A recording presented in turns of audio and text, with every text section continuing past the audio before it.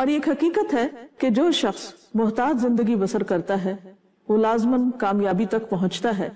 کیونکہ وہ کسی کا بدخواہ نہیں ہوتا، کسی کے لیے برے جذبات نہیں رکھتا، کسی کے ساتھ برا معاملہ نہیں کرتا، اور یہ سب کچھ وہ کسی وقتی فائدے یا کسی وقتی مصلحت کے تحت نہیں کر رہا ہوتا، بلکہ اللہ کی رضامندی کی خاطر کر رہا ہوتا ہے۔ اسی لیے ایسے شخص کو دنیا میں بھی عزت ملتی ہے، اللہ تعالیٰ کے نزدیک بھی وہی شخص قابل عزت ہے جس کے اندر سب سے زیادہ تقویٰ ہے، جیسے کہ قرآن مجید میں ایک اور جگہ پر فرمایا ان اکرمکم عند اللہ اتقاکم، کہ بے شک تم میں سب سے زیادہ عزت والا اللہ کے نزدیک وہی ہے جو سب سے زیادہ پرہیزگار ہو، تقویٰ والا ہو، اللہ سے ڈر کر یہ زندگی بسر کرنے والا ہو۔ تقویٰ کے بھی کچھ تقاضے ہیں، اور ان تقاضوں میں پہلی چیز یہ ہے کہ انسان اپنے آپ کو اس طرح سمیٹ کر رکھے کہ اپنے شر سے دوسروں کو بچائے، کہ اس شخص کے ہاتھ اور زبان سے کسی کو تکلیف نہ پہنچے۔ حدیث میں آتا ہے، ابو سعید خدری سے روایت ہے کہ عرض کیا گیا، یا رسول اللہ صلی اللہ علیہ وسلم، کون شخص سب سے افضل ہے؟ آپ نے فرمایا، وہ مومن جو اللہ کے راستے میں اپنی جان اور مال سے جہاد کرے۔ صحابہ نے پوچھا، اس کے بعد کون؟ فرمایا، وہ مومن جو پہاڑ کی کسی گھاٹی میں رہنا اختیار کرے، اللہ کا تقوی رکھتا ہو اور لوگوں کو چھوڑ کر اپنی برائی سے ان کو محفوظ رکھے۔ یعنی وہ شخص متقی ہے جو اپنی برائی سے، اپنے شر سے، اپنی تکلیف سے دوسروں کو بچاتا ہے، یعنی وہ حد درجہ اس بات کا خیال رکھتا ہے کہ اس کی ذات سے کسی کو تکلیف نہ پہنچے،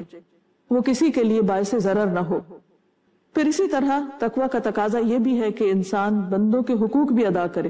الگ تھلگ رہنے کا مطلب یہ نہیں کہ وہ ان کی ضروریات کو پورا نہ کرے یا ان کے حقوق مارے۔ تو حقیقی معنی میں متقی وہ شخص ہے کہ جو اپنی برائی سے دوسروں کو بچائے اور اپنی ذات سے کسی کو نقصان نہ پہنچائے۔ قرآن مجید میں سورۃ آل عمران آیت نمبر 134 134 اس میں اللہ تعالیٰ کا ارشاد ہے کہ متقی وہ لوگ ہوتے ہیں الذین ينفقون فی السراء والضراء، وہ جو اللہ کی راہ میں خرچ کرتے ہیں تنگی میں، خوشحالی میں، اللہ کے بندوں پر، دوسروں کی ضروریات پر۔ صرف اس وقت خرچ نہیں کرتے جب ان کے پاس بہت ہوتا ہے، وہ اس وقت بھی کرتے ہیں جب ان کے پاس بہت تھوڑا ہوتا ہے، اور وہ صرف ان کی اپنی ضرورت کے لیے بھی بمشکل کافی ہوتا ہے۔ اسی طرح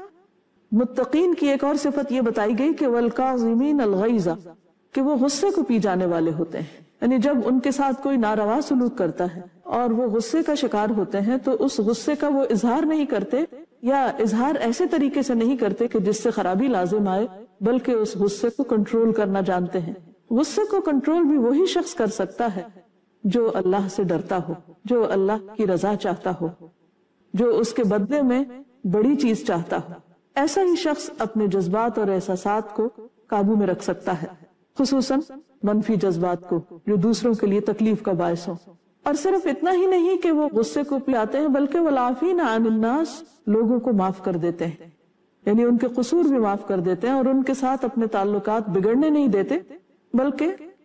forgive and forget کے اصول پر عمل کرتے ہوئے وہ ان کے ساتھ بہترین معاملہ کرنے والے ہوتے ہیں، کیونکہ انسان کسی کے ساتھ اچھے اخلاق کا برتاؤ حقیقی معنوں میں نہیں کر سکتا جب اس کے دل میں دوسروں کے بارے میں میل ہو یا بغض ہو۔ اس لیے وہ معاف کر دیتے ہیں، اور معاف کرنے کے بعد اللہ تعالیٰ انسان کے دل کو ایک ایسا اطمینان نصیب کرتا ہے کہ جس سے دل ہلکا ہو جاتا ہے اور انسان بہت سی منفی باتوں کو بھلانے کے قابل ہو جاتا ہے۔